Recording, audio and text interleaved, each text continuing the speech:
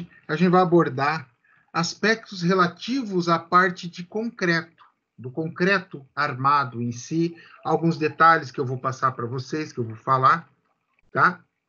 Vocês, o pessoal do segundo período, não, mas o pessoal do terceiro período está fazendo materiais 1 comigo.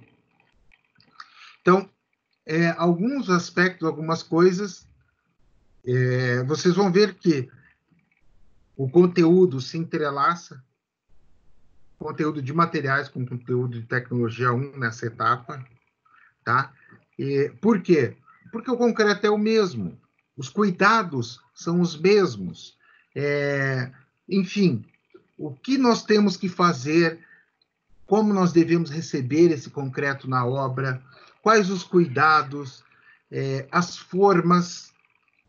Então, tudo isso são informações bastante importantes que a gente começa a ver a partir de agora, tá? Então, estou projetando agora a tela. Se alguém não estiver vendo, por favor, me avise, tá? Seção 3.2, livro base da disciplina. Nós vamos ver o quê? Elementos estruturais. Nós vamos falar sobre concreto armado, aditivos, formas, os esforços de tração e compressão, e ensaios de compressão e slam test, né? Para verificação da qualidade do nosso concreto. Quais são os parâmetros, como é que a gente trabalha isso, ok? Então, vamos lá. Então, concreto. Concreto, na verdade, é composto do quê? Cimento, né? Areia, água e brita, tá? Então, a gente tem que pensar o que quando a gente fala de concreto, né? Aglomerante hidráulico. Porque, como assim?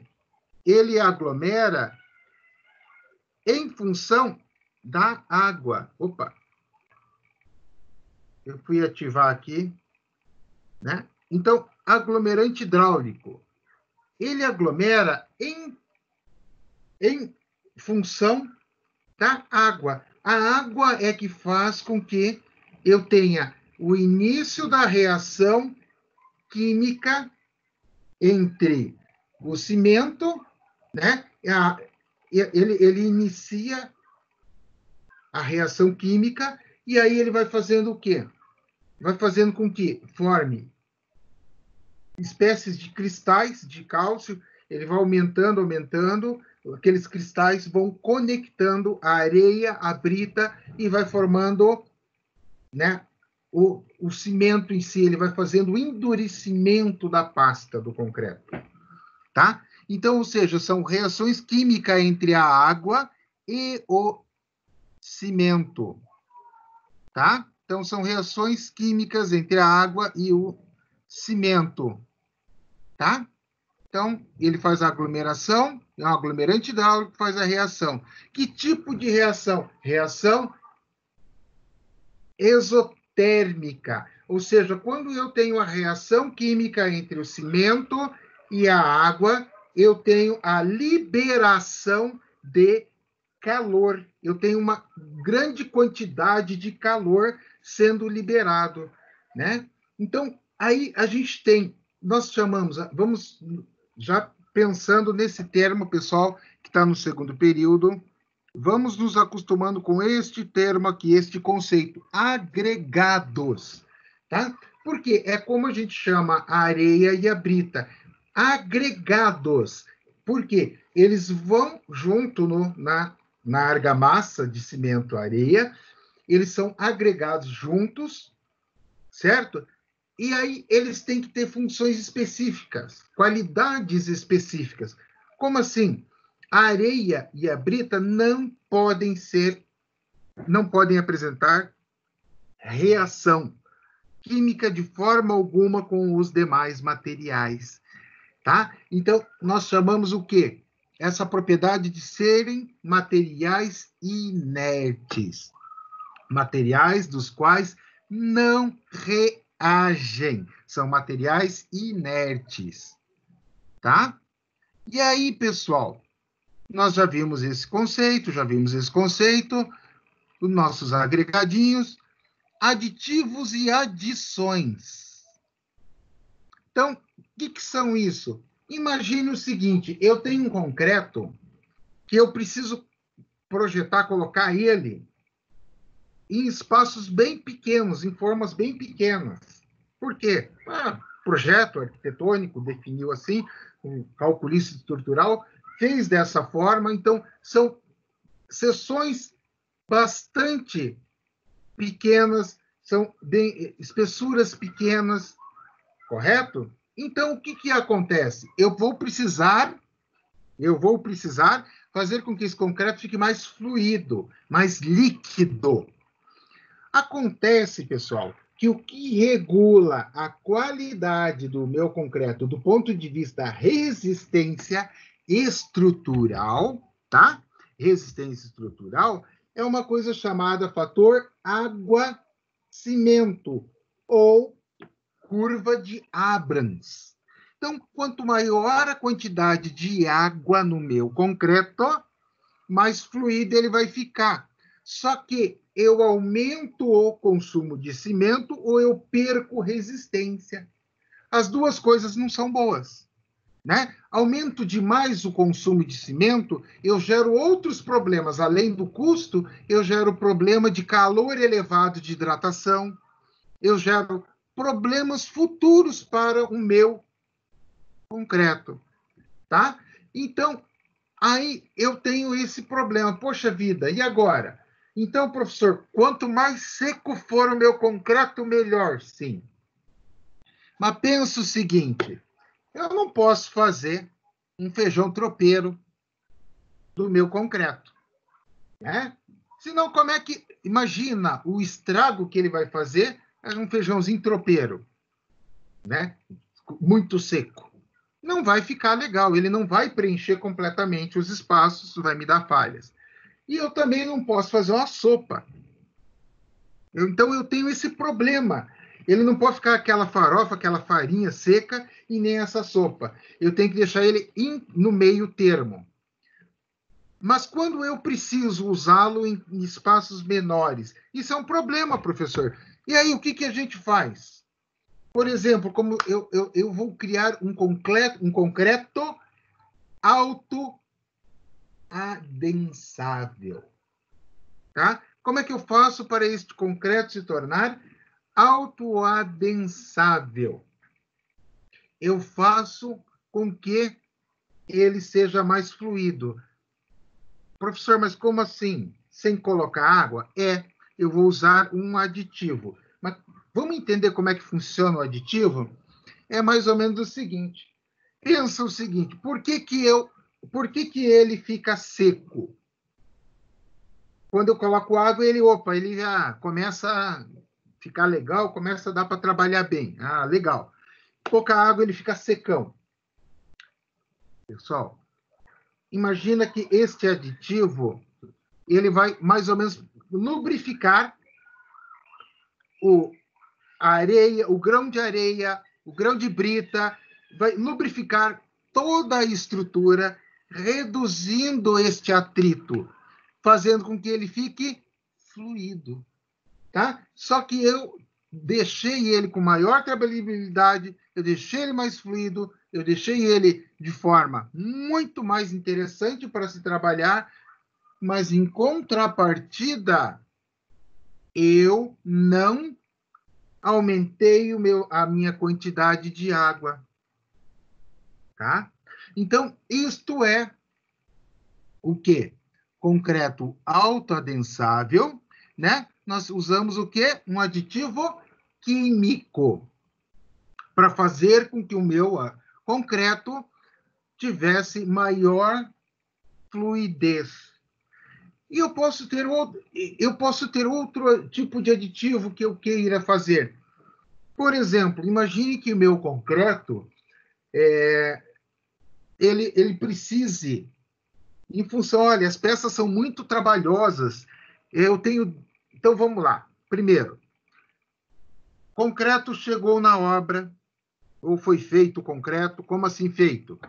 A partir do momento que você colocou água em contato com o cimento, inicia-se uma reação química. Que reação? Nós acabamos de falar, uma reação química de hidratação, né, do cimento.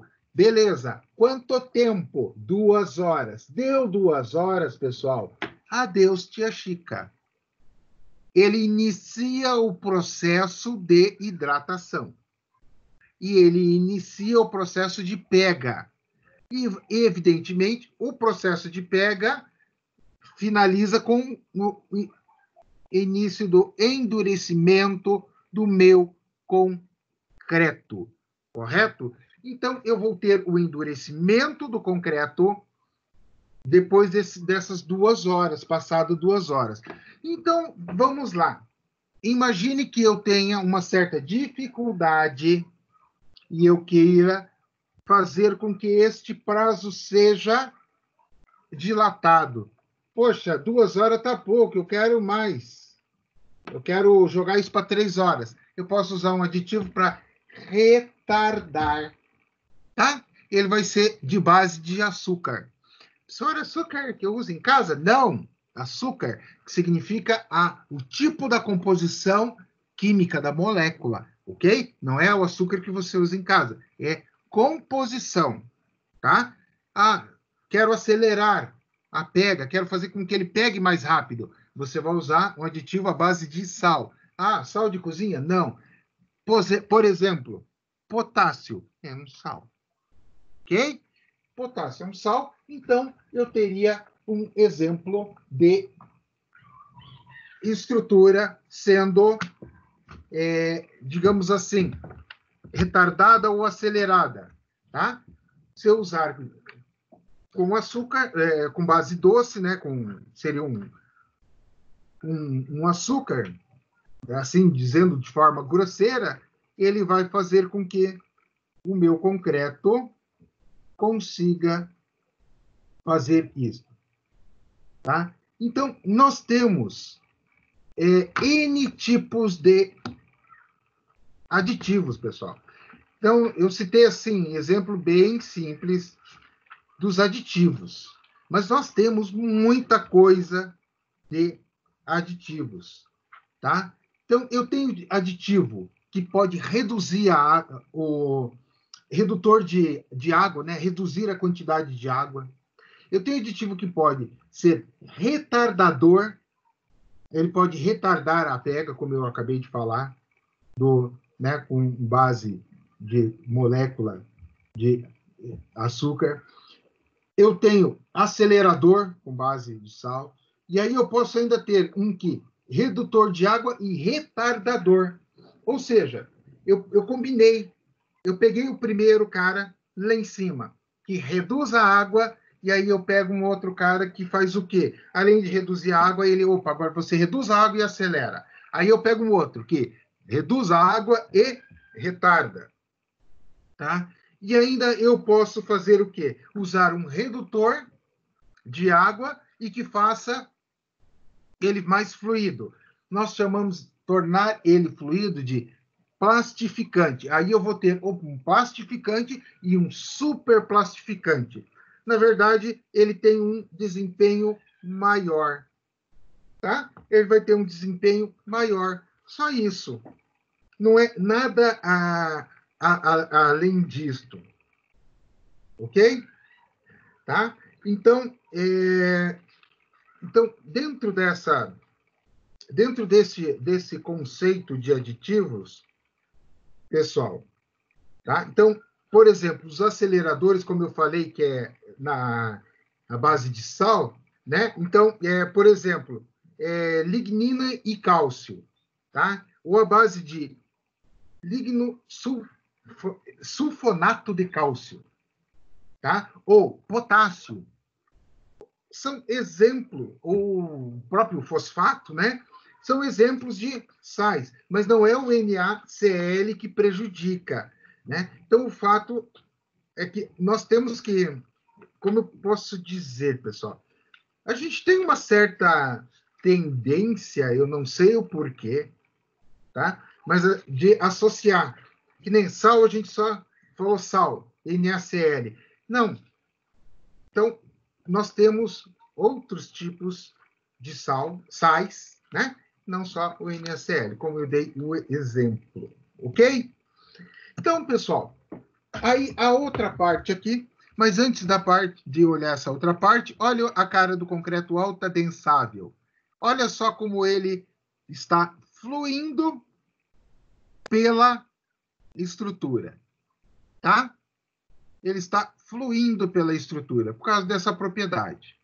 Então, após lançado, o próximo passo é hidratação da peça.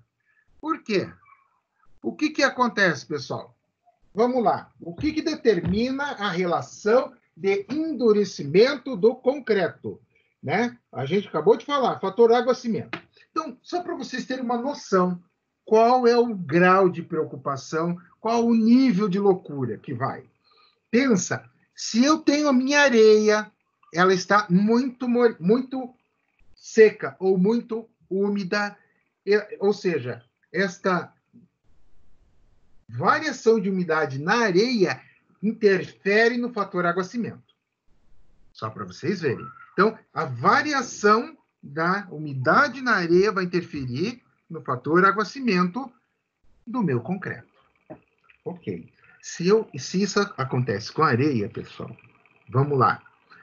Vamos pensar o seguinte: molhar a estrutura antes de concretar, né? Além de fazer uma limpeza nas formas, por quê? O peão vai lá, peão é peão. E imagina, o cara está pegando peso, porque a ferragem pronta para você montar na caixaria é pesada. Tá montando a caixaria, poxa, tá pegando madeira aqui, ali, compensado, chapas, é pesado também. E imagina que choveu no dia seguinte, está meio molhado, tem lama. Ele não vai ficar limpando o pé. Não adianta você falar e limpa o pé para não sujar, porque ele não vai fazer isso. Entendeu? Esquece. Então, qual que é a tendência? Sujar essas formas, sujar esta ferragem. Então, ao lavar antes de concretar, jogar uma água, você limpa. Outra coisa, imagina que está aquele solzão legal de rachar o coco do cristão. É aquele sol que chega na dor de cabeça no cidadão. O que acontece? Imagina qual é o estado que estará as formas, seca, desturricada. Você jogou concreto ali, a forma vai fazer o quê? Vai puxar a água daquele concreto que você calculou no fator água-cimento, bem balanceadinho, bem bonitinho, ela vai puxar, opa, me dá aqui que essa é minha. Ou seja, você vai ter perda da hidratação, tá? Então, você tem... E você tem também a questão da evaporação, tá? Lembra? Iniciou a reação química, reação exotérmica, ela libera calor. Pessoal, vocês não têm noção. Tanto é que para as peças acima de 1 metro cúbico de volume centrado, tá? Como assim? Pega 1 metro cúbico nas 3 dimensões, nas 3 direções, tá? A norma já te recomenda a tomar cuidado, a agir com medidas para evitar problema no teu concreto. Exemplo, uso de gelo para baixar o calor, né? Baixar a temperatura. Nós vimos isso na sala de aula, eu mostrei, acho que na nossa penúltima ou última aula, como é que funciona, né, o gelo sendo usado para baixar o calor. Tá? Então, eu vou ter perda de água. Então, é importantíssimo, após a concretagem, durante esse período de cura, você molhar as estruturas. Professor, que tipo de estrutura? Pessoal, isto vai ocorrer em peças planas. Exemplo, laje, pisos. Eu peguei esta foto porque ela tem uma particularidade. Ela não é uma laje. Porque a gente falou, tem que molhar a laje, tem que molhar a laje. E, na verdade, não é que tem que molhar a laje, tem que molhar as áreas planas. Entenderam a diferença? Porque senão o cristão vai lá e concreta um piso de baldrame ali, exatamente como está aqui, para construir. Ah, não, eu não vou molhar. Por que eu não vou molhar? Pá, não é laje, eu só tenho que molhar a laje. Não, não está relacionado ao fato de ser laje ou não ser laje. Está relacionado ao fato de ser uma estrutura e uma peça plana. Ok? E aí, nós vamos dar sequência, após o nosso intervalo, a esforços de tração e compressão. Beleza, pessoal? É, antes do nosso intervalo, alguma dúvida? Até aqui tranquilo, pessoal? Tranquilo, professor. Beleza. 5 minutinhos só para tomar uma água, tá? E já voltamos, beleza? Beleza.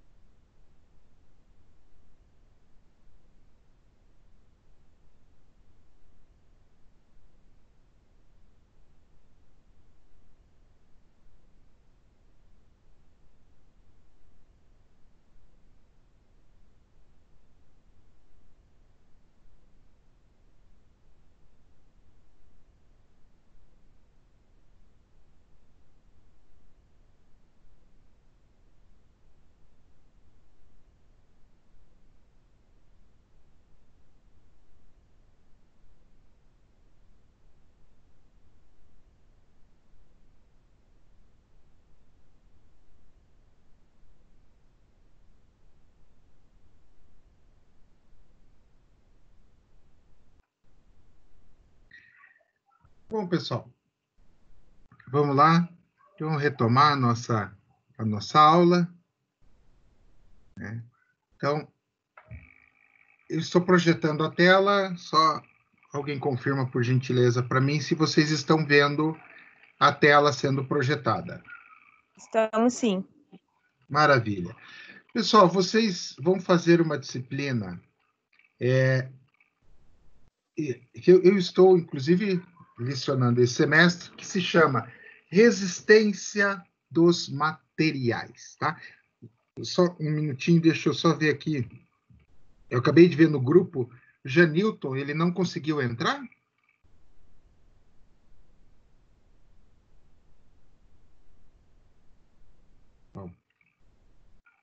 Bom, vamos continuar. Eu vi no grupo postado aqui, no grupo de WhatsApp da turma. Vamos lá, pessoal.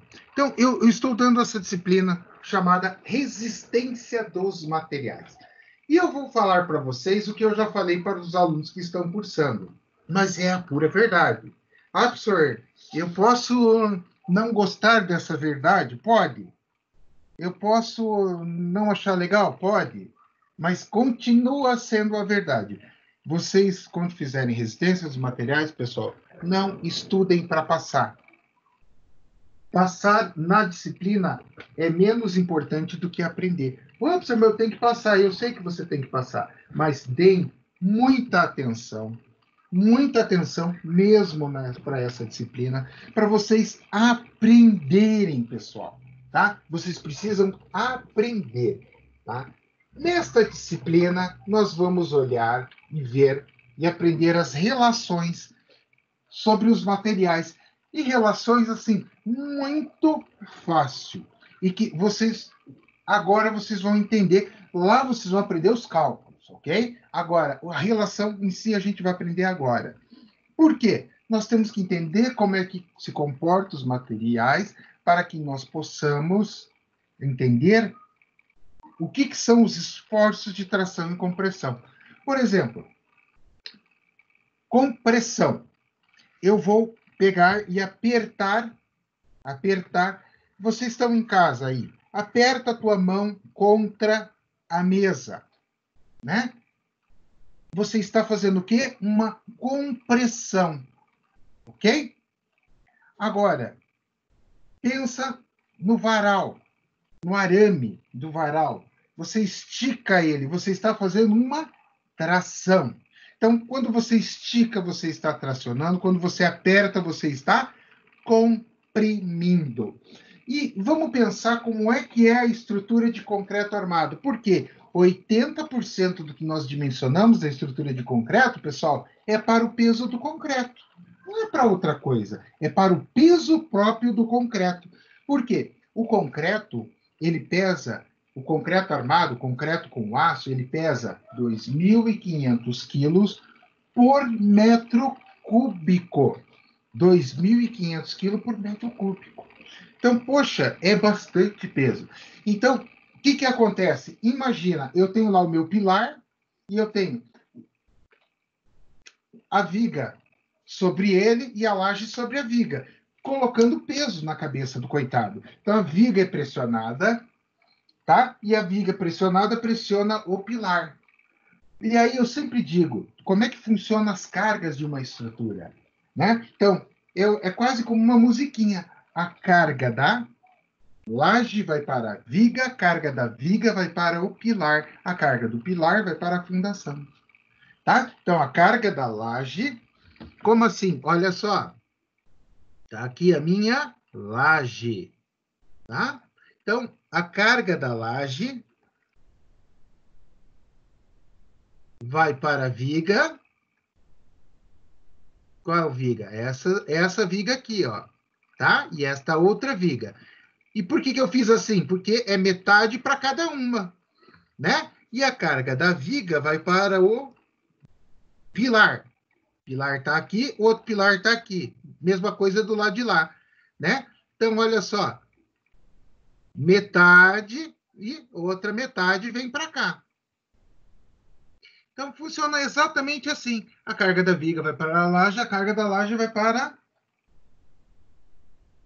Desculpa, a carga da laje vai para a viga, a carga da viga vai para o pilar. Reparem que em todo este processo, eu tenho reações do quê? De compressão e tração. Tá? E a estrutura de concreto armado é exatamente isto que nós estamos vendo na tela. Se eu pegar aqui, olha só, dividir na metade este cara. Vou trocar a caneta. Pessoal, olha, ninguém merece desenhar com isso aqui, olha. A pior coisa para mim da quarentena, de dar aula na quarentena, é desenhar com esse cara aqui. Esse cara não colabora. Tá? Então, metade. Peguei metade da seção. Faz de conta que é metade, tá? Faz de conta que é a metade. Então, esta metade de cima estará em compressão. Esta metade de cima. A metade de baixo estará em tração, tá? Então, eu tenho a parte superior sendo comprimida, a parte inferior sendo tracionada. Sorga, eu não estou acreditando nesse negócio aí. Então, me digam uma coisa. O que você... Vamos lá, agora eu quero participação da galera. Quem é que vai participar aí? Vamos lá, voluntário.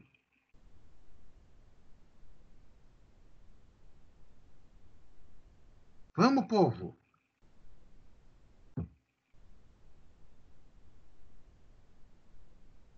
Que horror. Eu vou chamar, então, um por um. Que horror isso. Daniel. Pessoal, acho que ninguém está querendo participar. Participar, eu estou vendo. Daniel vai participar. Daniel foi voluntário. Tá? Daniel, imagina o seguinte. Você tem uma régua aí, Daniel? O que você tem na mão? Aperta aí. Me vai falando que vamos ver o que dá para a gente usar. Espera aí, velho. Vou arrumar aqui agora uma régua. Maravilha, aí, ó. É isso aí, ó. É gente que quer aprender, gente com boa vontade. Não é resto da turma que não se manifesta. Além de chegarem atrasados. Magoou, viu? Nem chegou 7 horas na minha aula. Todo mundo deixou para vir mais tarde, assim. Tá. Pessoal, eu pedi para o Daniel pegar uma régua. E eu quero que vocês também, quem puder aí, pega uma régua. O que acontece? Quando você pega e flexiona a régua, como se fosse dobrar a régua, sem quebrar, tá? O que está acontecendo? Quando você faz isso, flexiona a régua, a parte interna, ela é comprimida, tá? Correto. A parte externa, ela é tracionada. Você conseguiu ver isso, Daniel? Olha só, ela... Isso. Então, é o que acontece com o concreto o tempo inteiro, pessoal. Tá? É o que acontece com o concreto o tempo inteiro. Metade dele aqui, ó, metade dele aqui, essa parte superior, ela é comprimida e essa parte inferior, ela é tracionada. Tá? Então, o que acontece? Vamos lá. As pessoas me perguntam e eu falo, e eu sempre conto essa história porque é a mais pura verdade. Professor, não existe casamento perfeito. Eu digo, existe. Existe, vocês estão enganados. É o concreto armado, o concreto mais o aço. Tá? Por quê? O concreto, ele é como se fosse uma pedra. Tá? Imagine aquela mesa de granito. Você pode subir em cima da mesa que ela não vai quebrar. Agora, se você simplesmente jogar a pedra de granito no chão, ela quebra. Tá? Por quê? Porque ela resiste, a pedra, o concreto, resiste à compressão, mas não resiste a esforço de tração. Agora, o metal, a propriedade do metal é exatamente isso, resistir aos esforços de tração. Então, o concreto é bom na compressão, o aço é bom na tração. Juntou os dois, dá o casamento perfeito, concreto armado. E tem mais uma coisa, a dilatação térmica, né? Que faz com que os materiais alterem de tamanho, recebendo calor, reduzam de tamanho, né? Retirando esse calor, resfriando o material. Então, você tem essa situação, essa conformidade depende do quê? Do coeficiente de dilatação térmica. No caso do concreto armado, tanto o concreto quanto o aço, eles têm coeficiente muito próximos um do outro. Tá? Então, os coeficientes são muito próximos um do outro. Ao serem muito próximos um do outro, o que acontece? Eles trabalham juntos. E mais uma propriedade, por isso que eu falo que é o casamento perfeito. Tá? Mais uma propriedade. O que acontece com o ferro? O ferro, qual que é o sonho de todo ferro? Toda barra de aço que você vê na obra, se você deixar, ela realiza o sonho da vida dela. Qual que é o sonho da vida dela? Virar óxido de ferro, né? Ou seja, você pode ver, a barra de ferro mal chegou na obra, ela já vai começando a ficar alaranjada. Por quê? Porque ela está oxidando, ela quer se juntar com o oxigênio ali e ser feliz, oxidar, né? Ela quer voltar a ser o óxido de ferro, ou seja, você perde a barra de ferro para a corrosão. O que acontece? O concreto ele é extremamente alcalino, ele bloqueia, ele protege completamente o aço, da corrosão. Então, pensa que coisa, né, perfeita. Ou seja, um trabalha para compressão, outro combate esforço de tração. Os dois juntos dilatam iguais. Os dois juntos, um protege o concreto, ainda protege o aço. Então, é por isso que eu falo, é o casamento perfeito, tá? Então, aí vocês já entenderam os esforços de tração e compressão. Então, observando a figura na parte superior, projetada, tá? Esta daqui, ó, nós temos o concreto rompendo bruscamente, né? E aqui nós temos o concreto, ele até fissura e tudo mais, mas ele não quebra por causa da armadura. Então, é o concreto armado. É o concreto simples na de cima, na de baixo, o concreto armado. Ou seja, esforços de tração e compressão. Olha aqui, ó. Tração na parte de baixo, compressão na parte de cima. Esse é um dos conceitos básicos, primários, e um dos mais importantes, se não for o mais importante da engenharia. Tá? Então, eu pergunto, todo mundo entendeu? Se alguém não entendeu, pessoal, pode falar, eu explico de novo, porque é importante, sim, muito importante.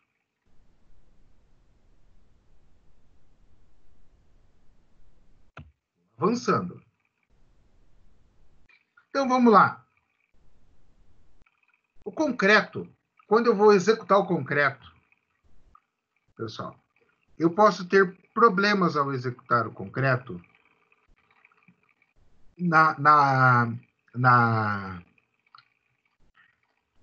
Desculpa. Quando eu for fazer a concretagem, nós temos dois problemas, né, a serem evitados. O primeiro problema é eu tenho que fazer com que o meu concreto ele preencha completamente as formas, né? Como assim? Ele tem que preencher completamente. Imagina, se você concretou, mas você não preencheu completamente, ao desformar aquelas peças, você vai ter lá buracos gigantes, falhas grandes na tua estrutura de concreto. Esse tipo de falha vai fazer com que você não tenha um concreto de boa qualidade. Você vai ter um concreto ruim, você vai ter um concreto que não é legal, né? Então, você tem que fazer o que para evitar isso? Vibrar a forma, usando o vibrador. Com o vibrador, né, você consegue fazer com que o concreto se distribua de forma homogênea, preencha completamente as tuas formas ali, que fique uma coisa legal. Beleza. A outra coisa é a segregação, né? O que é segregar? Ou seja, separar. Quando você vai concretar, o que acontece? Não precisa pensar muito, né? Você tem ali a água com o cimento, a areia, e você tem junto ali a brita no teu concreto, né? O que acontece? A brita é mais pesada que os outros três. Se você solta o concreto de uma altura relativamente grande, a tendência é que a brita chegue primeiro. A brita chegando primeiro, ela vai se acumular lá embaixo e a nata para cima. Vai formar bicheiras, né? É o nome dado ao quê? A falhas de concretagem, que é diferente da falha que eu falei do vibrador, tá? É uma falha, mas são duas coisas distintas. Uma por falta de vibração e a outra por segregação. Então, o que nós podemos fazer para evitar isto? Para evitar que ela não fique homogênea, nós fazemos o quê? Usamos o vibrador. Este equipamento aqui, que está na mão do tiozinho, né? Olha lá. É o quê? É um equipamento relativamente simples, pessoal. Não tem nada de chique nele, não, tá? Ele é relativamente simples. Então, eu tenho este mangote aqui, ó. É um mangote metálico, certo? Então, eu tenho ali... se eu fizesse um corte no mangote, ele seria assim, ó. Tá aqui, né? Tá. E aqui dentro eu tenho uma peça metálica. E aqui eu tenho um motorzinho. Como se fosse, pensa no motor de liquidificador, né? Ele fica rotacionando. Então, ele rotaciona aqui. E esse cara faz isso aqui, ó. Ele fica oscilando, batendo contra a parede aqui e aqui. Ao fazer isso, ele faz o quê? Ele vibra. Certo? Ao você encostar isso nas ferragens e for fazendo isso, ao que ele está fazendo aqui, ele vai fazendo a vibração e vai fazendo com que o concreto preencha de forma homogênea toda a estrutura, evitando assim a formação de bicheiras no seu concreto. Então, essa é mais ou menos a ideia. Funciona? Funciona muito bem. Ok? Agora, se você não fizer o dever de casa, né, não vibreie o concreto. Olha só o que acontece. Olha só o que acontece. Tá vendo aqui? Ó, que lindo que ficou com o teu pilar. Coisa mais linda do mundo, né? Eu não preciso dizer para vocês que ele não tem resistência nesse ponto, que ele perdeu resistência, e você deixou a tua armadura exposta, você vai ter problemas sérios. Além da perda da resistência, você vai deixar a tua armadura exposta à corrosão. Tá? Então, falha de vibração, tá aí o resultado. Então, aí vocês viram a importância, né? Olha só, olha que coisa mais linda, mais cheia de graça. Olha por que eu digo que é isso aqui, ó.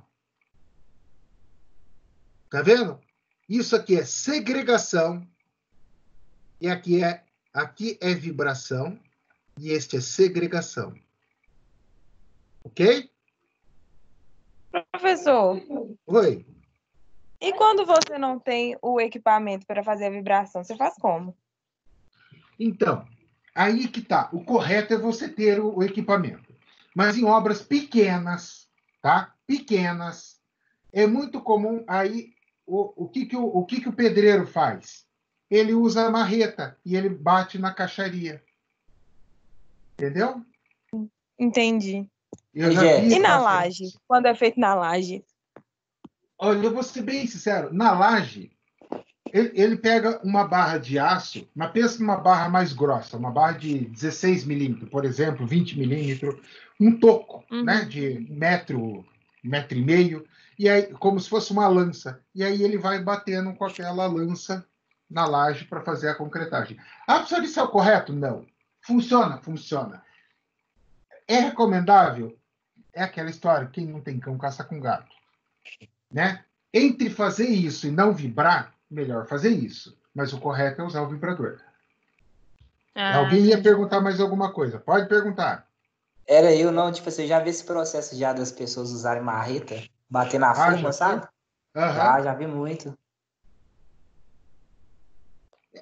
Mas ele está fazendo exatamente a mesma função do equipamento lá.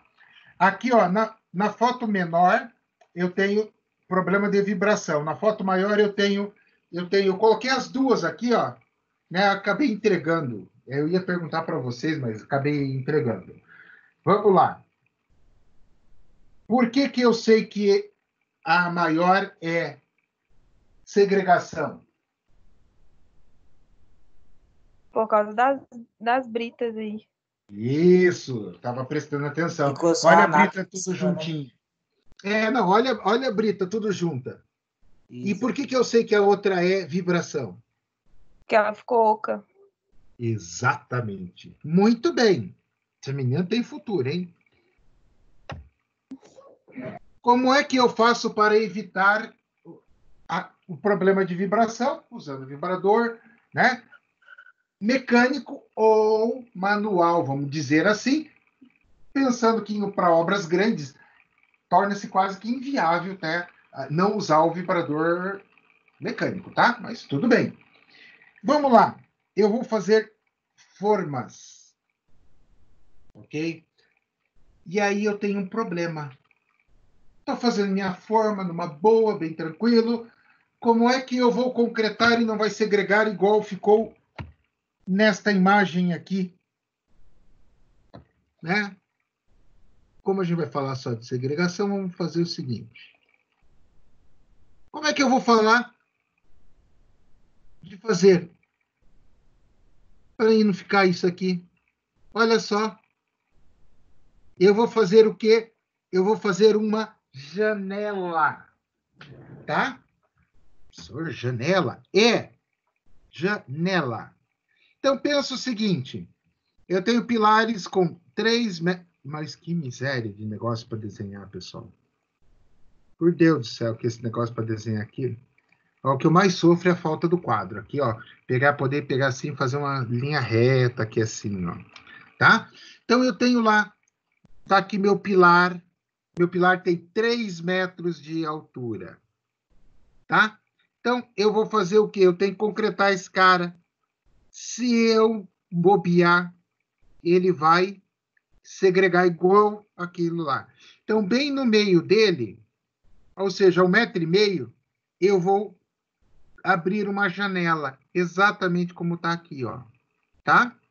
Eu vou abrir uma janela para que o concreto possa preencher essa primeira parte. Essa altura aqui, ó, no máximo 2 metros. Por que 2 metros? Porque se você fizer o lançamento, olha só, ó, lançou aqui, ó, olha lá, ó, a broca de segregação fazendo aqueles ninhos feios, tá? Olha só. Então, você faz o quê? Você abre uma janela, a janela é exatamente como está feita aqui, concreta. Chegou nessa altura, você faz o quê? Você fecha essa parte, prega uma tabuinha e concreta o restante até em cima, tá? Então, isto é a forma de fazer uma janela, tá? Olha só, se eu pegar aqui uma forma dessa aqui, eu vou ter problema. Então, eu faço o quê? Eu venho aqui. Neste caso aqui em particular, tem outras coisas, outros detalhes que a gente vai falar das formas já, tá? Vê aqui, ó, faço a janela. Deixa eu mudar aqui o pincel. A gente já fala das formas. Aqui, ó. Eu vou fazer a janela, ó. A janela, eu vou pegar, por exemplo, corto essa tábua no meio, tá? Cortei essa tábua no meio e faço a concretagem aqui. Depois eu venho e coloco a tábua, fecho, prego, deixo tudo legalzinho, resolvido o problema, tá? Então, esquece essa forma, vocês não estão vendo a forma. Nós vamos falar disso aqui, né? A gente já falou sobre... Nós já falamos sobre vibração. Agora a gente está falando de resolver este problema através das janelas. Dúvidas sobre? Ficou claro? Entenderam como é que é o procedimento, pessoal? Sim, professor. Beleza. Então vamos falar agora de formas. Pessoal, eu falei o quê? O concreto ele tem o quê? 2.500 quilos por metro cúbico. É a densidade dele. Ele é pesado pra caramba. Eu venho e encho essa forma. Se eu não tiver isto aqui, ela vai fazer o quê? Arrebentar. Ele tá vendo, ó? Isso aqui são ganchos, né? Tipo, exatamente igual a esse parafuso que atravessam a forma. Por quê? Porque joga o concreto aqui, ao jogar o concreto aqui, essa forma vai embarrigar. Ela vai estufar, vai deformar. Então, eu tenho que ter esses parafusos. Olha só, tá vendo aqui? Aqui, ó, tá vendo? Ó? Conseguem ver o arame? Este arame atravessa de fora a fora. Ok. Primeira coisa. Segunda coisa, isso aqui. De madeirar dessa forma aqui, ó. Na verdade, este aqui é o mais correto, tá? Eu vou apagar o restante. E aquele cara é o cara. Esse aqui. Desse jeito aqui, ó. Duas e uma no meio. O nome disso é gravata. Tá? Que é o que isso está fazendo também. Mas isso aqui é uma gravata chique, metálica. Aqui é uma gravata mais comum. Gravata de pobre. Mas é uma gravata. Ok? O nome disso é gravata. Tá? Repare, tá vendo que ele usou escoras metálicas aqui para travar? Por quê? Exatamente por causa da quantidade, do volume, e ele poderia deformar, poderia sair do nível, tá? Então, foi por isso que foi usado. Agora, olha só, lembra o que eu falei? Olha só, ó, vou pintar aqui de vermelho, isso aqui, ó, observa isso aqui, e ali dentro, ó, aqui e aqui. Ó, tudo onde está em vermelho. Vou tirar o vermelho agora. Agora, olha. Tudo isso aqui vai ficar dentro do meu concreto. Ok? Tudo isso fica dentro do meu concreto. Nas minhas formas. Então, eu tenho que retirar esse material perdido. Eu tenho que limpar as formas. Eu falei isso anteriormente, está aqui um exemplo. E é uma ferragem bem montada, você vê que foi respeitado os espaçamentos certinho. Provavelmente os caras iam fazer, né? Fizeram a limpeza antes de concretar. Olha só. Aqui as gravatas. Tá vendo? E olha só, foi colocado esta tábua aqui no meio justamente para conter esse embarrigamento que ela faria, essa deformação. Bem certinha a gravata metálica. Como eu falei, é uma gravata mais chique. Tá? Então, as formas são feitas, toda a parte de formas, para você montar toda a tua caixaria, fazer uma coisa legal, fazer uma boa concretagem. O que você tem que fazer primeiro? Molhar. Primeiro de tudo. Ok. Dúvidas sobre formas? Alguma pergunta sobre relativa a formas, pessoal?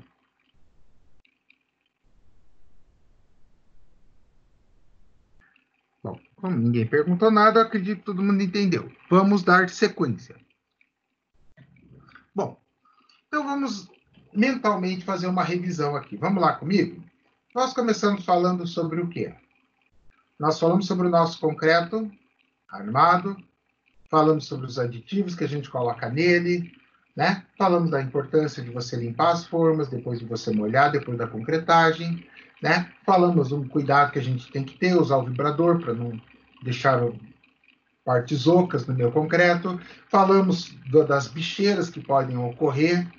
Então, a gente daí, com a segregação, nós fazemos janela nos pilares, que são as peças suscetíveis a ter esse problema, tá? São os pilares. É pouco comum, ou praticamente raro, você ver isto em vigas. Pode acontecer? Pode. Depende do tamanho e da dimensão da viga, né? Tá? Então, você tem lá, dependendo da tua estrutura, aí é outra história. Mas, pensando em estruturas cotidianas, comuns, o maior problema de segregação está aplicado ao nosso amiguinho pilar. Ok? Onde que você vai ter problemas maiores de vibração? Geralmente, nas vigas, quando você tem a laje montada ali, em cantos que você faz estrangulamento de viga, por exemplo, uma viga conectando em outra viga, e são os pontos que geralmente podem eventualmente dar problema de vibração ruim. Pilares, quando a seção do pilar é pequena, geralmente é onde vai te dar problema. Então, o que o pessoal faz? Vai concretando e vai dando uma retada na caixa. Tá? É mais na forma, vai batendo para fazer uma concretagem legal. É mais eficiente até às vezes que o vibrador, se for uma seção pequena de pilar. Por quê? Imagina você, como é que você vai pôr o vibrador pela janela que você fez num pilar pequeno? Né? Ah, ele é pequeno, mas segrega, tem que fazer a janela, senão vai dar problema igual. Tá? Então, nós falamos todos sobre isso. Agora a gente vai falar do concreto, mas do concreto de uma outra forma. Vamos lá. Vocês estão na obra, aquela agitação, aquele vucu-vucu, já molharam a laje, os peões já estão tudo posicionado ali em cima da laje, um com vibrador, mais 2 ou 3 aqui esperando e chega o concreto. O que você tem que fazer? Quando chega o concreto, você tem que fazer uma verificação e retirada de corpo de prova. Como assim, professor? A verificação é o teste do abatimento do tronco de cone, ou seja, o slump test. Para que serve o slump test? O slump test, pessoal, eu estou vendo o quê? A fluidez. Lembra que eu falei lá do aditivo autoadensável, que deixava o meu concreto mais fluido, deixava o concreto, digamos assim, mais adequado para concretagem de peças pequenas? Então, este concreto, né, ele vai ter que ter um slump para que eu possa avaliar se ele está legal, se ele está ruim. Beleza. E aí, o que acontece? Eu faço o slump dessa forma. Simplesmente assim, é um tronco metálico, cilindro metálico, eu vou preenchendo ele, preencho, tá? Ó, olha lá no passo 1, estou preenchendo, vou dando golpes ali, passo 2, passo 3, passo 4, passo 5. Em materiais 2, o pessoal vai fazer isso no laboratório, a gente vai usar aditivo no concreto, vai fazer muita coisa legal, tá? Semestre que vem, sem essa miséria dessa pandemia. Vocês que do segundo período, é que hoje não sabe como é que vai ficar a distribuição das grades, né? Mas, enfim, nós vamos no laboratório fazer isso, tá? Mas vamos olhar a teoria. Eu tenho que fazer isso para ver a fluidez dele, se ele está legal. Olha só, é isso aqui que eu faço, ó. A haste metálica que eu usei para socar, olha lá, observa, veja na mão do cidadão, ó, ele socando a hastezinha metálica. Então, esta haste metálica eu uso ali uma régua, uma trena, né? Geralmente uma trenazinha, para ver o quê? O abatimento do tronco do cone. O que é abatimento? A distância que ele vem daqui até aqui, ó. Quanto que ele desce, tá? Quanto que ele desceu? E aí, esta medida em centímetros me dá a fluidez do meu concreto. Olha só. Olha que bonitinho. É feito em obra? Sim. É verificado isso? Sim. Por quê? Eu tenho que fazer um controle para ver se o meu concreto está dentro da especificação. Eu pedi aditivo, eu paguei mais caro no concreto. Encareceu o meu concreto, mas eu pedi com uma finalidade específica. Então, eu tenho que verificar se me forneceram exatamente o que eu pedi. Tá? Então, aí o que acontece? Além deste teste, pessoal, tem um outro detalhe. Você, toda vez que encostou o caminhão concreto na obra, você vai verificar. Tem que tirar dois corpos de prova. Tem que preencher 2 corpos de prova para romper em laboratório. Ok? E é um direito teu, como engenheiro que comprou o concreto, você pega e olha na nota fiscal de recebimento. Você tem que assinar a nota fiscal de recebimento, tá? E ali você tem que verificar o slump test, se foi feito, se está tudo de acordo, e você tem que verificar se foi feita a extração dos 2 corpos de prova, e você tem que verificar o horário que o caminhão saiu da concreteira. Ele não pode, de jeito nenhum, ultrapassar aquelas 2 horas, a não ser que ele tenha aditivos para retardar a pega e etc. O caminhão vem com água. Vem com água para colocar tanto quanta água você quiser no concreto. Não! Não! O concreto saiu lá da usina até a obra, está sendo transportado no quê? Num caminhão, né, metálico, do qual recebe calor. O que acontece? Pô, num dia de 30 graus, ali dentro aquele tamborzão faz a temperatura ir a 50.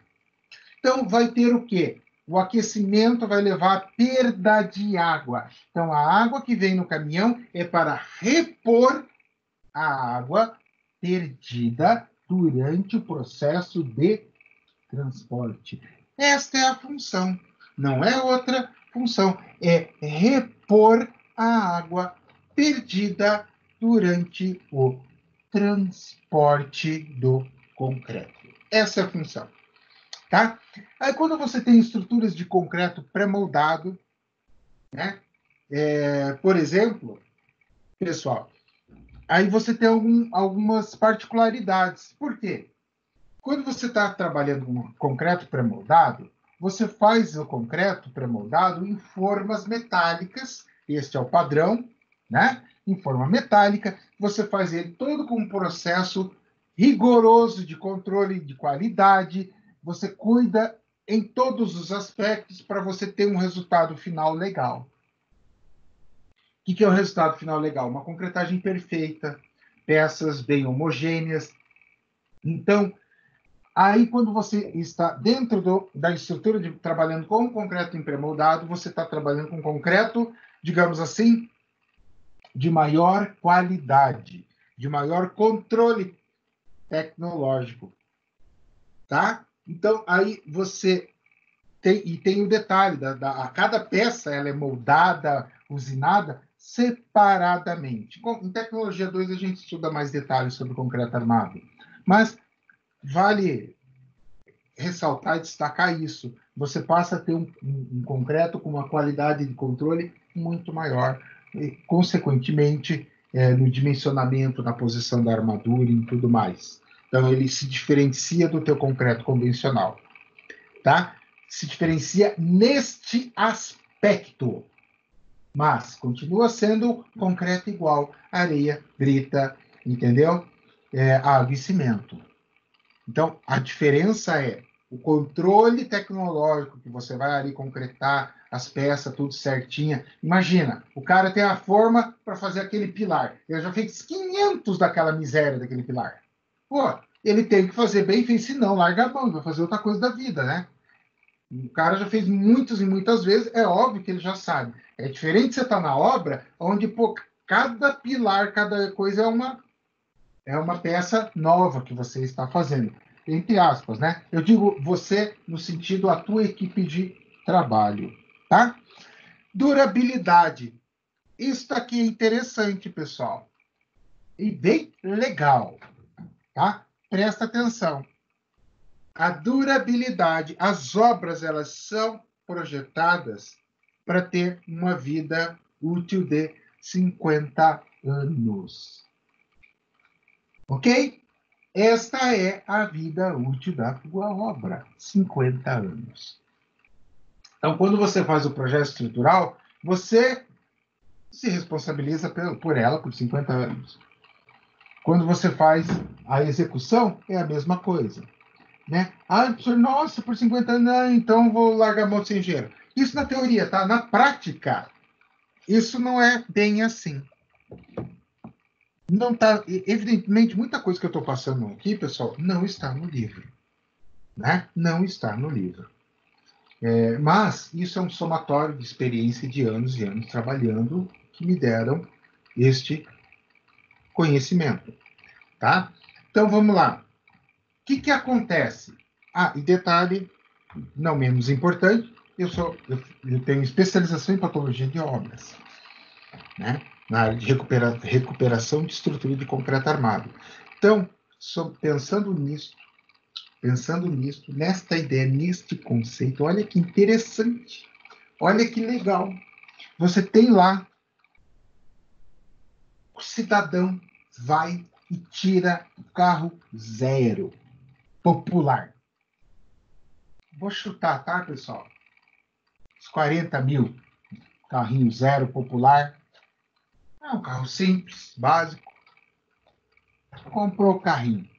Nossa, não deixa nem a sogra, a miséria da sogra, andar no carro, de tanto que ele cuida. Lava, e fica polindo. Nossa, todo aquele cuidado. Religiosamente leva para trocar óleo, quando diz que é ali no manualzinho dele. Cuida mais do carro do que da mulher. Vai lá e compra um apartamento. Um apartamento popular, simples, né? Programa lá do Minha Casa, Minha Dívida. Compra lá um apartamento de 150 mil reais. Ou seja, veja, custa mais de 3 vezes o carro que ele comprou. Mais de 3 vezes. Né? Ele se preocupa com a manutenção? Não. Ele dá bola para a manutenção? Não. Ele não está nem aí para a manutenção. E quando ele se preocupa, ele está preocupado com o quê? Nossa, a fachada do meu prédio não está bonita. Eu tenho que pintar. Nossa, eu vou pintar a parte interna do meu prédio. Aí vem o síndico. Geralmente tem aquele síndico mal intencionado, né? E o bobo. Tem 2 tipos de síndico, o mal intencionado e o bobo, né? E o síndico normal. Mas quando você quando você sai do normal e cai nesses outros 2, o bobo é aquele que vai, porque eu quero trocar aqui eu vou fazer tudo em granito, fazer tudo bonita, a portaria, porque eu sou o síndico agora, tal. E o mal intencionado é aquele que, deixa eu fazer uma reforma aqui para ganhar uns trocos. Então, o que acontece? Mas eles não pensam no quê? Na manutenção da tua estrutura de concreto armado. Ou seja, ela tem vida útil para 50 anos. Sim, ela tem, mas você tem que fazer o quê? Manutenção. Se você não fizer a manutenção, você tem como questionar. Então, você tem a garantia, em geral, de 5 anos, pessoal. Deu em 5 anos, o restante desse prazo é questionável e muito. Tá? É questionável e muito. Em função deste detalhe que eu falei, que é a manutenção. Ok? Pessoal, dúvidas sobre o conteúdo? Não, professor, tá tranquilo. Ok. Sério isso? Ninguém ficou com dúvida? Nada? Tudo tranquilinho? E aí, pessoal? Tudo de boa? Por enquanto, sim. Ok. Gostaram da aula de hoje? Sim. Boa. Que bom. Bom, e tendo dúvida, pessoal, pode me procurar e vamos evoluindo. Vocês viram que a gente primeiro abordou as fundações, Pegamos todos os detalhes relativos às nossas fundações. Depois das fundações, nós pegamos o quê? Nós pegamos agora a parte de alvenaria. Desculpa, de estrutura. Aí, na sequência, a gente vai falar sobre alvenaria. No final da história, resumindo, a gente vai falar sobre impermeabilização e os cuidados. Então, eu sempre procuro fazer o quê? Passar para vocês a experiência acumulada ao longo desses anos que eu atuei, né? E que eu atuo como profissional. Eu vou passando para vocês terem essa ideia, para vocês verem como é que é a questão de trabalho, para vocês verem exatamente como funcionam as coisas. Né? Então, tendo dúvidas, pessoal, não se acanhem, perguntem para que vocês tenham melhor aprendizado possível. Beleza, pessoal? Beleza, professor. Muito obrigada. Imagina, eu que agradeço a presença de vocês. Viu? E da próxima, na sexta que vem, por gentileza, 7 horas é a nossa aula, tá? Tá bom. Beleza, Combinado. pessoal? Tá, joia. Tchau, pessoal. Bom final de semana a todos. Para você também. Tchau. Obrigada. Boa noite. Tchau. Boa noite.